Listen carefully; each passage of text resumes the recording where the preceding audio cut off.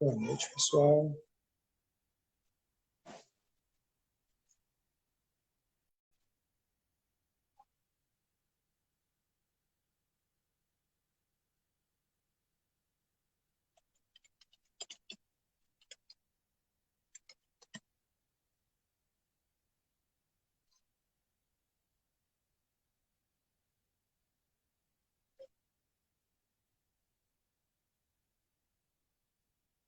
Só um minutinho que o Luiz já está chegando.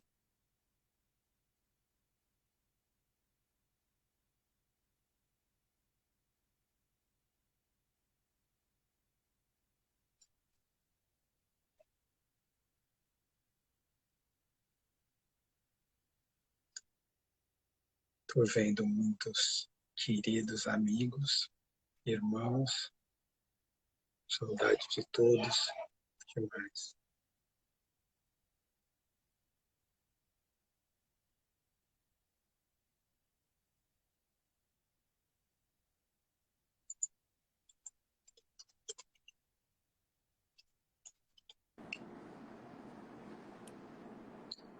Aí.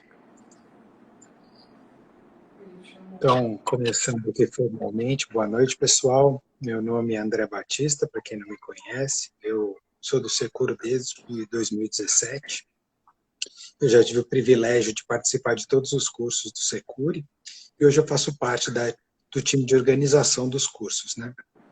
O Luiz Alexandre, que está aqui com a gente, que é o presidente do Securi, ele sempre acreditou que o estudo fosse um meio muito importante para que as pessoas pudessem se curar. E então o estudo tem sido um dos pilares fundamentais da casa desde a fundação. E a gente está aqui para bater um papo e ouvir do próprio Luiz Alexandre o que ele entende na relação entre estudo e espiritualidade. Tudo bem, Luiz? Tudo bem, André. Estou vendo aí também que várias pessoas amigas, né, as de sempre, né, estão acompanhando.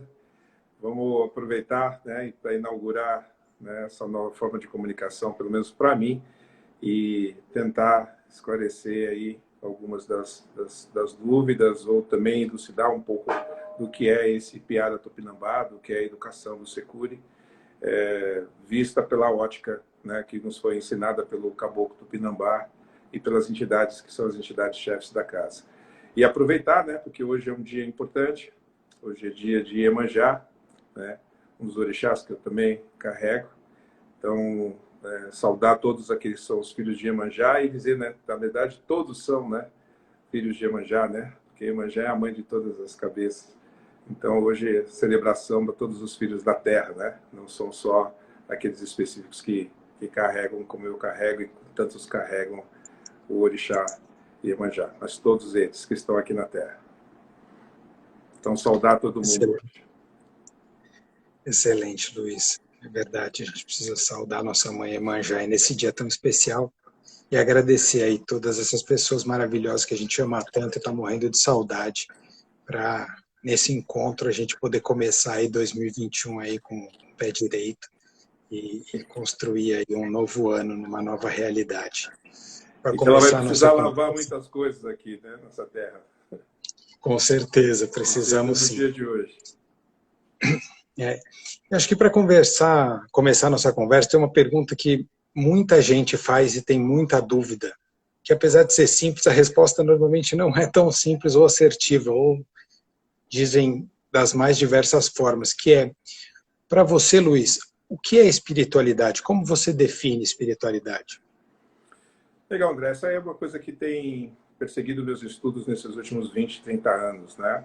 E é interessante a gente falar que é melhor do que definir a espiritualidade é usar ela como orientação, né? Porque senão a gente incorre no erro da grande maioria das pessoas de dizer como se fosse uma verdade universal, né? Mas é aquilo que nos orienta em termos do tempo da liberdade do Tupinambá e do Securi. E que na verdade, todo o aprendizado que a gente está carregando nesses últimos tempos, e ainda mais eu por ser um cambuno do Caboclo Tupinambá. Talvez o mais simples é dizer que a espiritualidade nada mais é que o exercício de si, o cuidado de si o indivíduo que se ocupa de si. Então, como isso funciona? Na verdade, é o indivíduo que entra na Terra, ou sai da barriga da sua mãe, e vê a paisagem, que é essa paisagem terrena, e se dá conta de que ele é um ser existente e que existe esse mundo. E aí ele vai tentar se perguntar o que ele está fazendo aqui nessa Terra, né? Qual é a razão dessa existência, qual é a razão da essência da existência de todas as coisas que estão ao entorno da vida dele. Então, a espiritualidade vista por esse ponto, né, por esse prisma, ela é muito mais ampla. Além de ser ampla, ela também faz uma distinção sobre aquilo que é religião. Porque durante muito tempo a gente achou que espiritualidade e religião fossem a mesma coisa, e elas não são. E a espiritualidade, ou seja, a religião, não é detentora da questão da espiritualidade.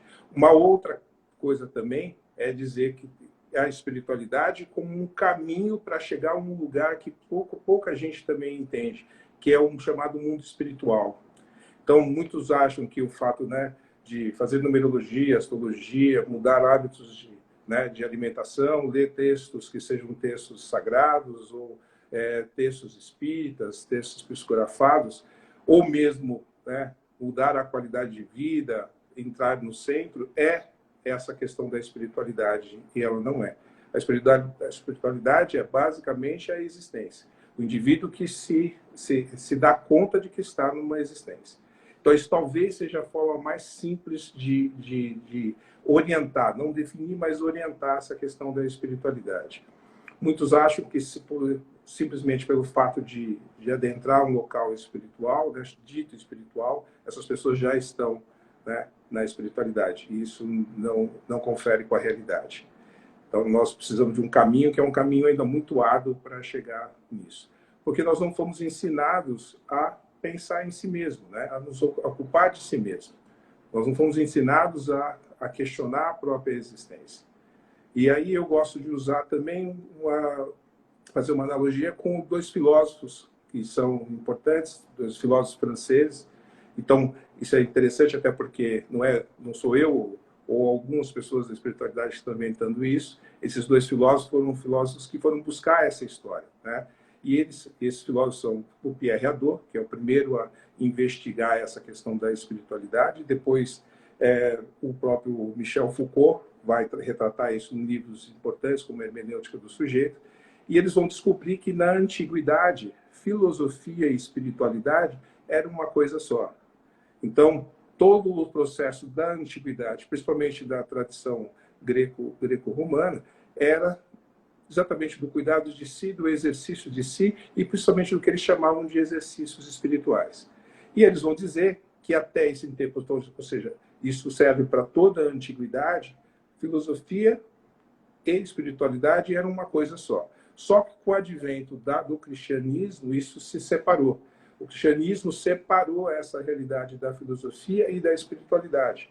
Então, a partir desse momento, essas coisas se separaram e foi isso que foi propagado para todos os lugares onde o cristianismo entrou, as coisas separadas. E é interessante que isso que eles identificaram, a gente vê no tempo, no contato com as entidades. A gente vai percebendo que no diálogo, no conteúdo das mensagens, eles sempre tentam aproximar novamente essas duas coisas. Embora todo mundo vá para o templo, né, ou para o contato com as entidades, buscando sempre o processo material. Mas entidades, sempre falam dessa coisa existencial. Então, como definição, voltando, é legal que as pessoas entendam que a espiritualidade é o exercício de si mesmo. Basicamente seria isso. O indivíduo que se localiza de forma existencial. Bom, e a coisa mais difícil é enfrentar quem nós somos, né? Nessa vida, eu acho que esse é o maior desafio, o maior enfrentamento, a gente ir atrás disso. E nessa colocação, qual seria então a relação, né, entre o estudo e a espiritualidade? Como eles se interrelacionam assim? Então, legal dar um salto a gente dizer o seguinte, né?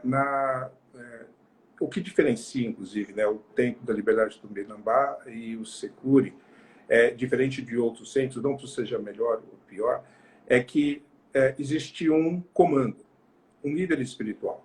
E esse líder espiritual é o Caboclo Tupinambá. E é o primeiro a dizer para para todos nós, que a gente precisa estudar. E o que estudo é fundamental.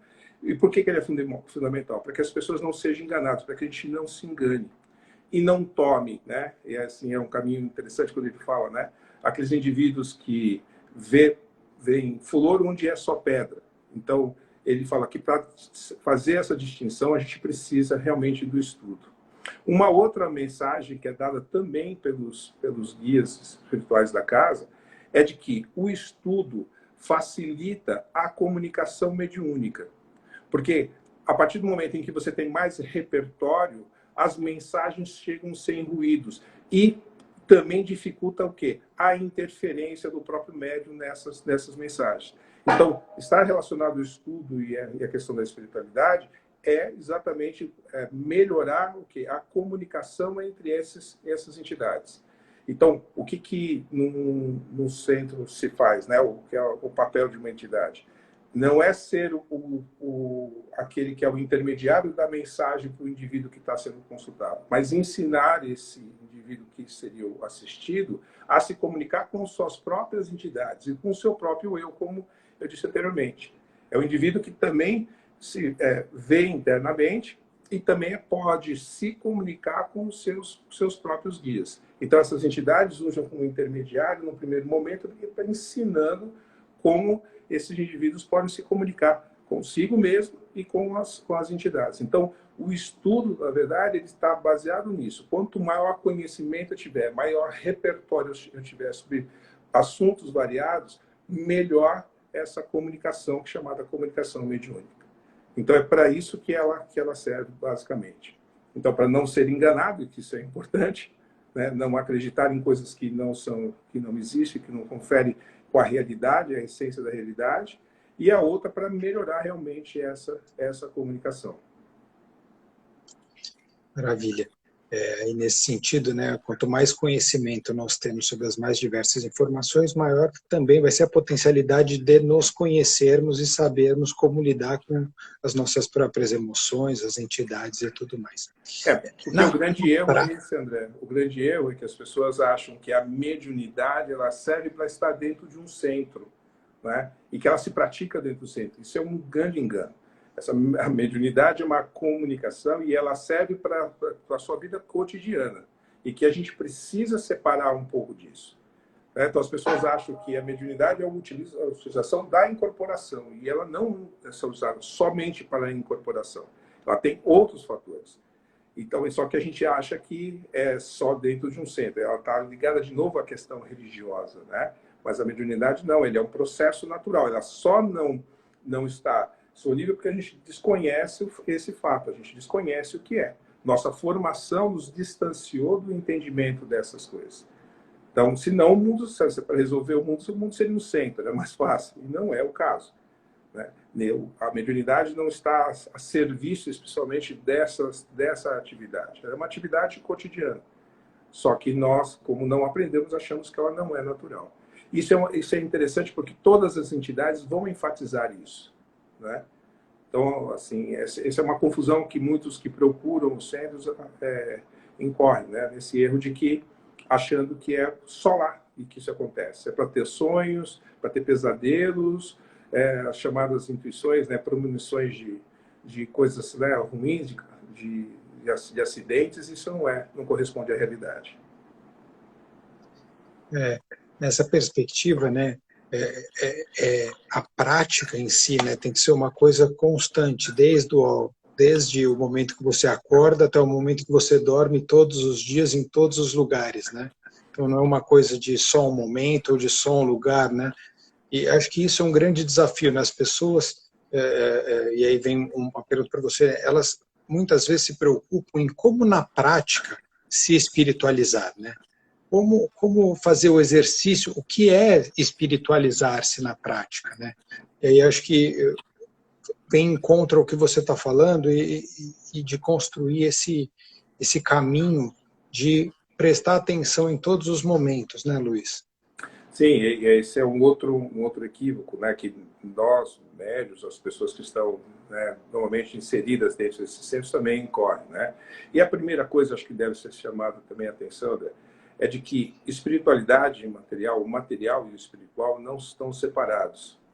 Precisa haver a compreensão, sim, de todos os fenômenos que são os fenômenos sensíveis, né? Ou seja, parentes que estão à nossa volta, e esses outros que estão ligados a nossos sentidos, à percepção. As entidades falam isso uma coisa muito importante, porque o primeiro passo da mediunidade é a percepção. E a percepção nada mais é do que a utilização dos nossos sentidos. Então, esse indivíduo que usa a própria máquina, que é o seu corpo. Então, o seu corpo é exatamente toda essa ferramenta que se usa para poder entender o mundo. Então, esse é o primeiro passo, né? De entender que esse corpo, essa máquina, está dotada desses sentidos, de toda a capacidade para absorver conhecimento. Então, assim, quando se vai para a questão da espiritualidade, se fica míope, né? Achando que isso está só num aspecto.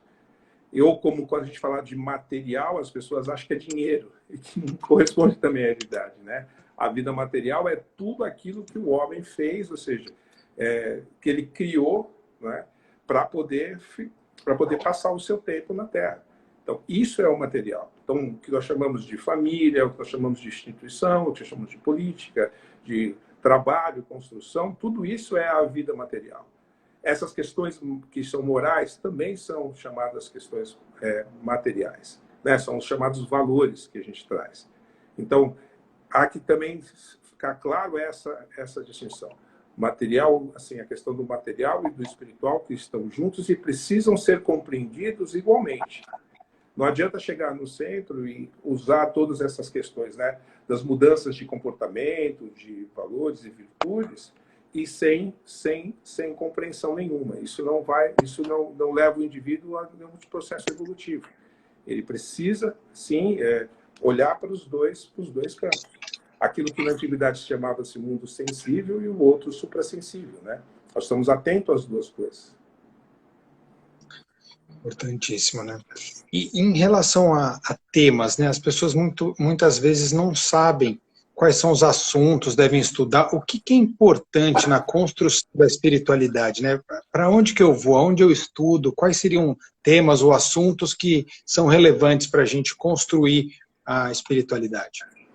Então, como primeiro passo, e é isso que a gente faz no Securi, né, com um curso de introdução ao pensamento espiritualista, a gente chama isso de desconstrução, André. Então, e você foi um dos alunos e entendeu bem esse processo. Então, desconstruir não é destruir as coisas, é ter uma nova perspectiva, um novo olhar sobre aquilo. Eu gosto, e citei isso no livro, né, de uma citação do professor Milton Santos, quando ele fala assim: a gente não quer mudar o mundo, a gente precisa mudar a forma de ver o mundo. Então, o primeiro processo é trazer para esse indivíduo exatamente essas questões. As questões, ou seja, tudo que está à sua frente, nessa paisagem que a gente chama de existência, precisa ser questionado. E questionado não no sentido de negativo, mas entendido na sua essência. Então, o primeiro processo é esse. Quando você pergunta, né, o que estudar, e isso é fantástico, porque muita gente tem esse questionamento. O que é que se estuda, né? Qual é o livro mais importante dentro da chamada multiespiritualidade? Nós mesmos, né? Então, o mais importante livro que se estuda somos nós mesmos. O que se estuda e o que se objetiva nesse sentido é ser você mesmo. Mas ser você sem nenhum desses processos sociais, ou seja, que a gente aprendeu. Ser aquilo que você mesmo consegue depender sobre a existência. Então, quando as pessoas me perguntam sobre isso, eu sempre digo: o livro mais importante é você mesmo.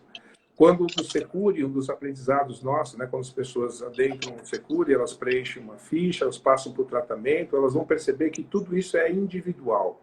Ou seja, nós somos semelhantes, né? Nós não somos iguais. Então, todos os processos de aprendizado são feitos de pessoa a pessoa, da individualidade, da singularidade. Então, o que se estuda de fato é o próprio indivíduo. E ensinar para ele como olhar para si mesmo, como estudar a si mesmo. Isso ele não vai encontrar em nenhum livro. Ele vai encontrar orientações, mas olhar para si mesmo, esse é o primeiro princípio do estudo do Securi. Desconstruir para que ele possa se perceber. Então, a desconstrução, primeiro, que é do Introdução ao Pensamento Espiritualista, é exatamente tentar fazer com que ele se perceba. E se perceba não como a sociedade e aquilo que ele aprendeu, mas com o seu próprio olhar, né? Para que ele seja aquilo que eu cito no livro, ser professor de si mesmo. Porque de que fato seria ele sair do padre e para o pastor, depois para o guru ou para qualquer outra pessoa? Ele tem que ser responsável pela sua própria existência. E isso é um dos grandes aprendizados, né? E aí, alguém está dizendo assim, essa coisa de reconstruir, né? Então, a gente precisa fazer isso. E reconstruir, ou seja, buscar a sua própria versão sobre a realidade, sobre a própria vida. Esse, talvez, para mim, seja o grande objetivo, né? Buscar esse olhar seu. Você ser professor de si mesmo, você ser dono do seu próprio caminho. E é óbvio que em todo caminho de aprendizado, a gente precisa sempre de um guia no primeiro processo. Mas não que vá fazer as coisas por você. Ele só vai te orientar, ele só vai te ajudar. E isso é interessante porque todos nós que chegamos no Securi, depois de um tempo, viramos também professor de nós mesmos e acabamos orientando as outras pessoas que chegaram depois. E esse é um processo contínuo, né? Então, eu fiz isso, você também faz isso, outros que estão chegando vão fazer. Vai ser um momento em que ele é discípulo e outro momento em que ele será um mestre de si mesmo e poderá ajudar outras pessoas. Ele precisa construir o caminho para que ele consiga enxergar o mundo com seus próprios olhos, né? Como Sim. você coloca muito bem no livro, né? De despir a máscara que foi posta pela sociedade, a domesticação que foi imposta culturalmente, socialmente, para que ele possa, enfim, enxergar a si mesmo, o outro e o mundo sem telas, sem nenhum filtro, como ele realmente deveria ter feito desde o início, né, Luiz? Porque senão, assim, quando todas essas chamadas, como você falou, são as chamadas disciplinas, elas têm que ter o objetivo exatamente nesse sentido, né? De dar esse subsídio ao indivíduo de pensar nele mesmo, de poder se entender. De que vale essa existência, né? Estar aqui, né? Que já é um grande presente, as pessoas nem entendem que isso é um grande presente, estar no mundo, né? Ter esse corpo e poder desfrutar de tudo que é essa terra, né? E passar aqui desapercebido, né? Só fazendo aquilo que é o desejo de outros, né? É o que se fala muito da questão da alienação, né? O indivíduo alienado da sua própria vida, alienado de tudo, né? Não só daquilo que ele produz, mas dele mesmo, né? Então a gente precisa ter, sim. Por isso que é interessante quem vai ao Securi começa tem esse espanto, né? Porque acha que tudo que vai se aprender e que o processo é só mais ou menos a questão do ritualística, né? Que está acostumado, né, de pensar os fenômenos, né, o que eu sonho, o que eu deixo de sonhar, se alguém tem uma influência negativa ou não. Então, assim, isso nesse primeiro momento, esse indivíduo vai se desconstruindo desses atos, né, para que depois chegar àquilo que é o objetivo maior do estudo, que é ele mesmo, né, se perceber. Nisso, acho que a gente já tem alguns elementos, mas acho que seria interessante, né, você caracterizar qual que é a importância, então, né, do estudo na filosofia do Securi como um todo, né? Ótimo. Então, olha, a gente pode vir para vários aspectos, né? Então, assim, vamos dizer que eu entro dentro do templo e são as entidades. Então, eu tenho Exus, Pombagiras, Baianos, eu tenho boiadeiros, eu tenho orixá, eu tenho caboclos, eu tenho uma série de entidades que estão lá. O Securi, a bem da verdade, é uma preparação para a gente poder entender esse universo que se abre, esse espaço que se abre, que a gente chama de templo. E nesse caminho, né, que é o caminho do estudo, a gente vai percebendo que não adianta chamar Oxum ou Iemanjá num processo sincretizado. Ou mesmo, como nós estamos falando agora, falar do orixá sem entendê-lo. Falar do caboclo sem entender. E o que falta para nós? Uma linguagem que faltava, uma linguagem para dar esse acesso, né, para o entendimento. Porque nós fomos criados num processo de cristandade, que sempre ocultou esse saber. Então, como eu digo para algumas pessoas, né, e isso é dito, você tem uma entidade, você tem mediunidade, isso cria um espanto. Mas por que cria esse espanto? Porque nós somos apartados desse conhecimento. E aí, quando o indivíduo chega lá, ele também, no estudo, vai perceber que esse caboclo, que é o índio, ele é uma parte de uma história, e uma história do Brasil. Então, ele é obrigado a estudar a história brasileira, não mais como a gente viu nos livros didáticos, mas entender que aquele ser que está lá, ele tem um espaço específico, ele tem uma história. E para entendê-lo também, eu preciso saber dessa história, que era diferente do que acontecia nos estudos, em que a gente, de vez de entender o caboclo, de entender o Exu, a pombagira, a gente fazia o quê? Passava por um olhar, que era o olhar da chamada religião, para caracterizar e classificá-lo, que é o que sempre aconteceu. Então, no Securi, a gente conseguiu fazer essa aproximação. E no trabalho que é feito, tanto no desenvolvimento espiritual, como nos trabalhos que são feitos, trabalhos educacionais, que, como eu disse, da questão da desconstrução, é de trazer essas pessoas para essa proximidade e entender que ali existe uma história. É engraçado, né, que assim, a gente falar, olha, no Brasil, nós temos 300 ou quase 300 etnias indígenas. São línguas diferentes, saberes diferentes. E durante muito tempo, esses saberes foram ocultados, eles foram possivelmente esquecidos. Então, muito do que as pessoas chamam da religião, né, indígena é um equívoco, é um modo de vida. Então, para entender esse modo de vida, eu preciso estudá-los, eu preciso entender a língua como eles falavam. Eu preciso entender que eles são, inclusive, daqui, oriundos dessa terra. E esse é o processo. São os verdadeiros brasileiros, né? São os verdadeiros donos, né, dessa terra. A gente não pode não entrar nessas questões que são as questões geopolíticas ou as questões muito mais sociais, mas dentro da espiritualidade, ou seja, que é a proposta que a gente aprendeu, se eu tenho o comando de um caboclo, como o caboclo tupinambá, cabe a mim entender quem são os tupinambás. Qual é a história, qual é a forma, o modo de vida, que é essa que ele vai nos passar. E o que eu vou percebendo, e por isso do livro, é que todo o conteúdo dessa mensagem exposta dentro de um caboclo, de um preto velho, de um Exu, de uma pombagira, ele tem um conteúdo muito equivalente a qualquer filósofo estudado na história da civilização greco-romana ou da escola ocidental. Então, você vai olhar muito do que o caboclo tupinambá fala, você vai ver o Sócrates, no Buda, você vai ver em tantos outros pensadores, aí eu posso citar inúmeros deles, e você vai perceber que esse é o conteúdo da mensagem, é exatamente equivalente a um filósofo. Então, eu falo que é o grande presente, né, com o indivíduo que conseguem chegar até esse local, é poder conversar com essas entidades e saber que o conteúdo dessa mensagem é tão poderoso como qualquer sábio desses que a gente tanto exaltou na história acadêmica, né? E que precisava, né? A gente está num momento em que isso agora é possível de ser feito. E, André, acho que assim, interessante que tantas pessoas que estão nos ouvindo agora, né? Durante muito tempo, o processo foi um processo de resistência, né? Todas as pessoas que vieram antes de nós existiram para que esse conhecimento continuasse. Então, agora, no século XXI, essa coisa, quando você fala do estudo, do objetivo da filosofia, do estudo do Securi, é dar esse salto, né?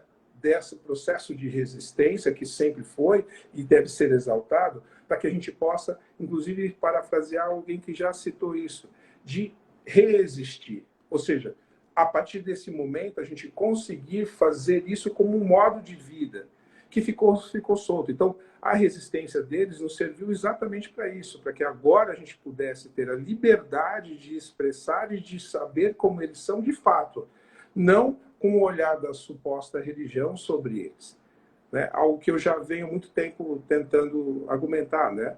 De que, assim, quando se fala de religião, se fala do índio, do branco, do negro, é basicamente aquilo que o pensamento hegemônico colocou, né? E que a gente agora não pode mais aceitar isso sem ver as coisas como elas são. A gente fala isso muito em filosofia, né? todo, que seria o sonho de qualquer filósofo, é ir para o objeto como se fosse a primeira vez. Então, a nossa intenção é ir para o caboclo como se fosse a primeira vez. É ir para o Orixá, para a Pombagira, como se fosse a primeira vez. E ser a primeira vez, ou seja, aprender sem trazer nada desses preconceitos que a gente normalmente traz. E esse diálogo é fantástico, né? Esse diálogo é o diálogo, talvez, que eu reputo uma das coisas mais fantásticas que a gente pode ter dentro do templo. A possibilidade de conversar com alguém que tem toda essa bagagem de conhecimento, né? É muita sabedoria, né? E a gente tem uma dificuldade de conseguir absorver tudo isso, né? E aí, acho que essa colocação sua de vir pela primeira vez, né? De estar limpo, de coração aberto e ouvidos preparados para absorver, acho que faz um diferencial muito grande na absorção de tudo que eles têm para passar, né? Porque é efetivamente muito conhecimento. E O nessa... Tupinambá fala uma frase que é fantástica. Ele fala assim, crianças espirituais, né? Ele sempre me chamou a atenção nesse sentido. Você está falando para crianças espirituais. A maioria das pessoas que adentram esses locais não tiveram nem nesse processo, e não no processo que nós falamos sobre o processo reencarnatório, o contato com isso. Então, isso tudo é novo, né? É novo esse contato. Então, assim, há um deslumbre, há um medo, né, característico, né, porque não por desconhecimento.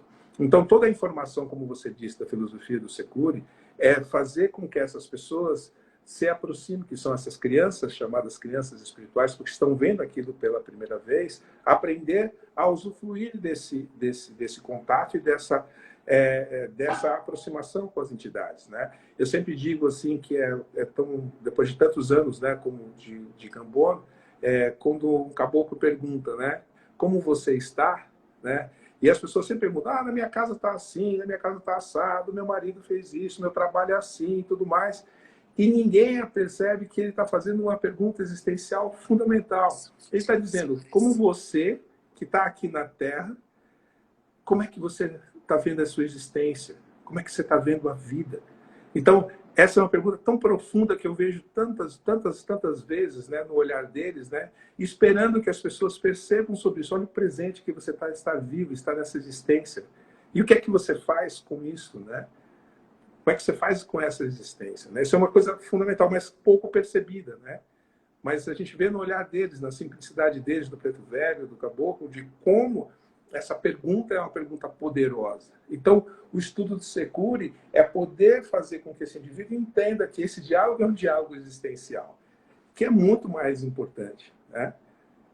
Recentemente, eu tive, até por conta do desencarne do meu pai, alguma pessoa perguntando sobre que a mãe dela está muito velhinha, né? E ela fala assim, qual a razão de alguém estar numa cama, né, e não poder fazer nada, né? E eu me lembro que quando dos últimos momentos dele, a entidade que é o Exu, que é o Exu do Lodo, falava assim, ele está trabalhando muito mais do que trabalhava antes.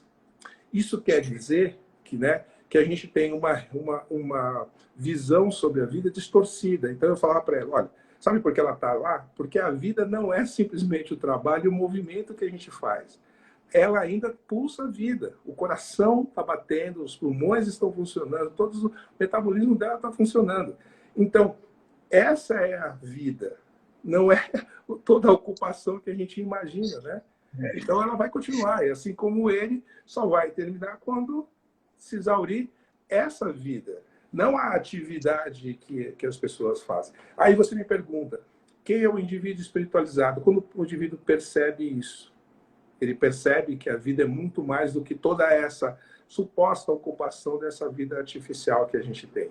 E que é fundamental isso. Todas as entidades, sejam no templo que nós frequentamos, as entidades que a gente ouve, mas todos, sem exceção, falam a mesma mensagem, André. Falam a mesma mensagem. Então, a pergunta existencial, o que você está fazendo com essa existência? Você vai continuar fazendo o desejo dos outros? Ou você vai fazer aquilo que é você mesmo? Você sabe que quando você falou isso, eu lembrei de uma frase que você falou no primeiro dia que eu conheci você, que era: até quando eu ia continuar fazendo as coisas como eu fazia, né? Não sei se você lembra disso, mas isso me marcou muito, né? E A Cláudia falando acabou de de até citar, assim, quando... falando sobre o Senhor do Tempo, né? Do tempo, esse entendimento, né? A Cláudia acabou de mandar essa mensagem dizendo, é assim, o tempo é esse Senhor. E de como a gente precisa saber aproveitar esse tempo dessa existência, né? É. E falando, né, de até quando, principalmente, né, como a gente está, a gente vai ter, né, uma mudança.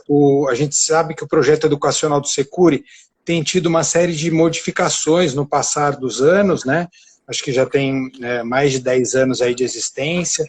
A gente teve uma mudança significativa aí por conta da pandemia, por conta das alterações das aulas presenciais para as aulas virtuais. E aí eu queria falar um pouquinho, né, que você falasse um pouquinho, na verdade, sobre essa modificação do projeto educacional e, especialmente, aonde o projeto educacional do Securi quer chegar? Qual é o caminho que está se buscando nessa nova etapa?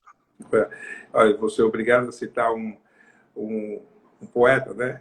O Raul Seixas, né? É uma metamorfose ambulante, né? Então, assim, ao longo desses anos, desde 2005, né? Fazendo o grupo menor até chegar a esse ponto, né? Uma estrutura, como você falou, né?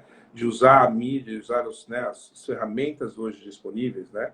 Então, eu acho que o educacional do Securi foi, durante muito tempo, sendo aprimorado. Por quê? Porque o conhecimento também vai sendo aprimorado.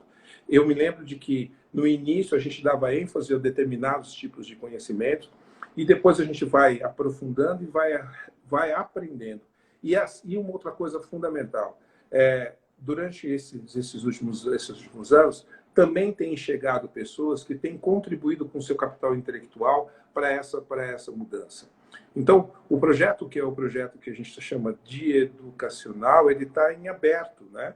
E isso é importante. Eu refuto, e você sabe bem disso, porque também é oriundo de uma pedagogia diferenciada, né? Você também estudou numa escola que não era a pedagogia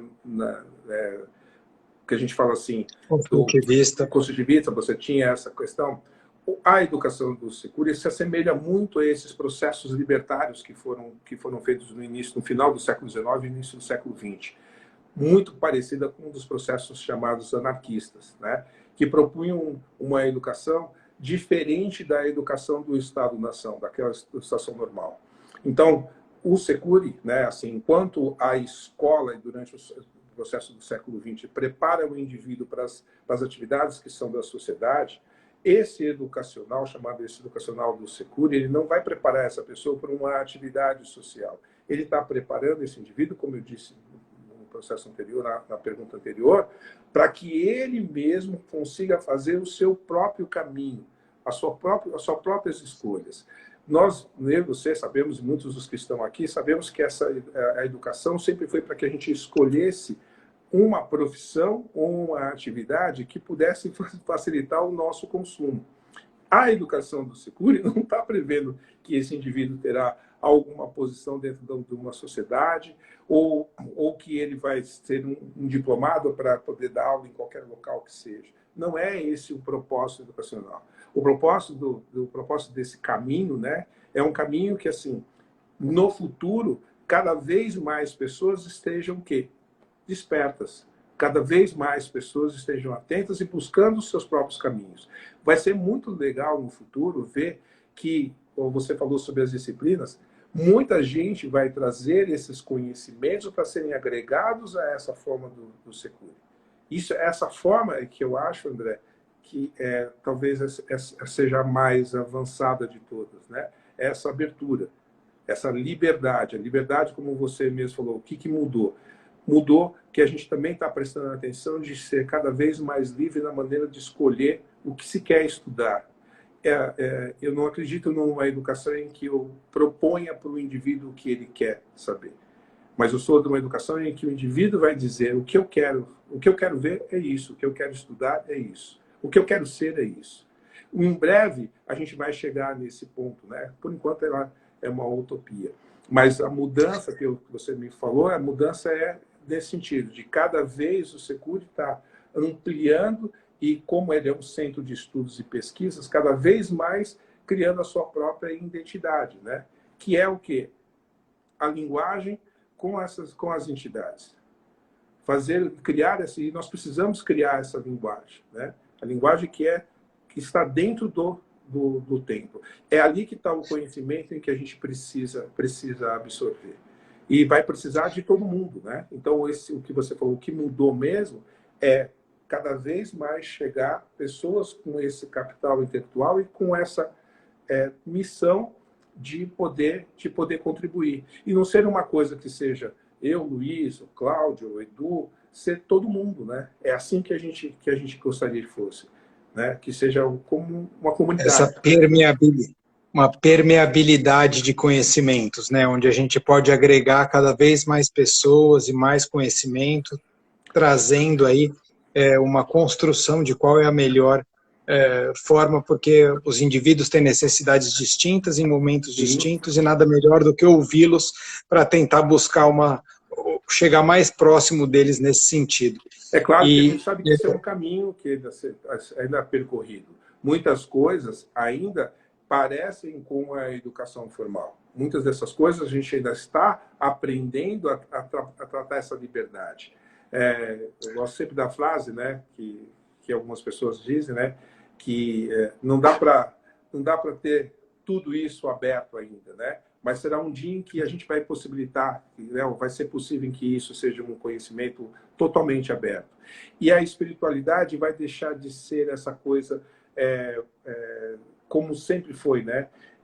Oculta para os escolhidos, para só determinadas pessoas, para a gente continuar a repetir esse padrão de só uma casta pode ter acesso ao conhecimento.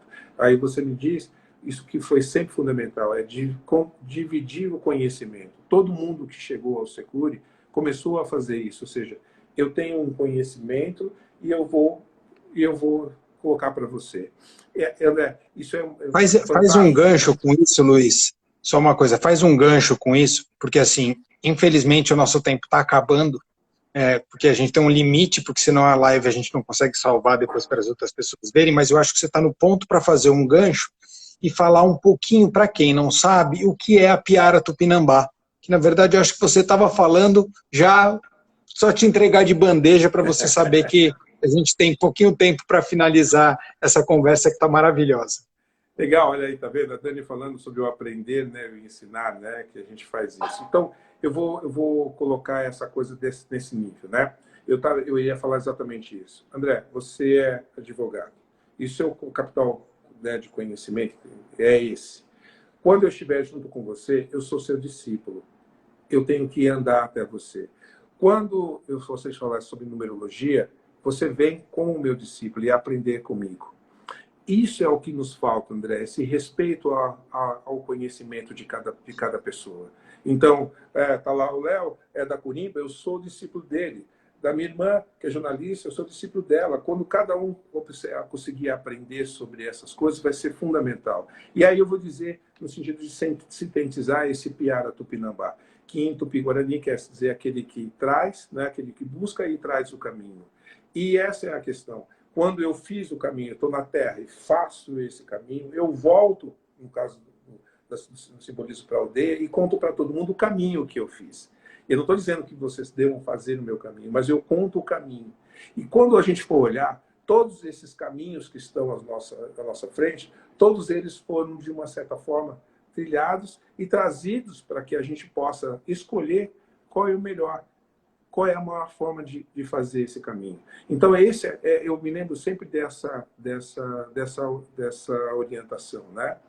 De mandar e saber obedecer, né? De dividir e comungar o conhecimento.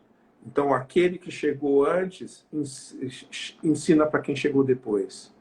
Então, o Piara também é essa maneira de educar e de aprender. É trocar o que cada um de nós traz. Quando eu vou fechar isso para você, para nós, assim, quando a gente fala, André, você é de Xangô, Patrícia de Iemanjá, a Cláudia de Oxum, a Onélia de Oxóssi, o Léo de Ogum. Cada um é uma força e um conhecimento que, se trabalhado em conjunto, é isso que precisa dentro de uma sociedade. Mas eu não posso mudar a sociedade, mas a gente pode fazer o quê? Dentro da nossa comunidade, nós chamamos Templo de Liberdade Tupinambá e o Securi, fazer isso, de trabalhar nesse sentido, cada um respeitando as competências e respeitando também as limitações. A especialidade do outro. Então, o Piara, eu vou dizer de uma forma poética, né, seria isso. Né, essa troca é importante. É claro que dentro do livro, eu convido as pessoas que quiserem ler o livro, né, aí a gente pode falar assim, né, ele está aqui, o Piara. Né, assim, é isso, Luiz. A gente chegou aqui num timeline aqui. Oi? A gente chegou aqui num deadline. Infelizmente, a gente precisa se despedir do pessoal, agradecer muito essa conversa. Acho que a gente precisa ter mais várias outras, que o pessoal está sedento por isso. Então, eu agradeço você demais. Né, gente? Elas podem, é que elas não perguntaram, literalmente. Simplesmente foram ouvindo e fazendo comentários. Não apareceu nenhuma pergunta efetivamente. Pessoal, muito obrigado. Um abraço grande, Luiz. Beijos para todos que estão aí, muito vocês. Vamos aproveitar os próximos, quem sabe a gente cria gosto por isso e faça mais vezes. É isso aí. Beijão, tchau, tchau. Beijo, tchau.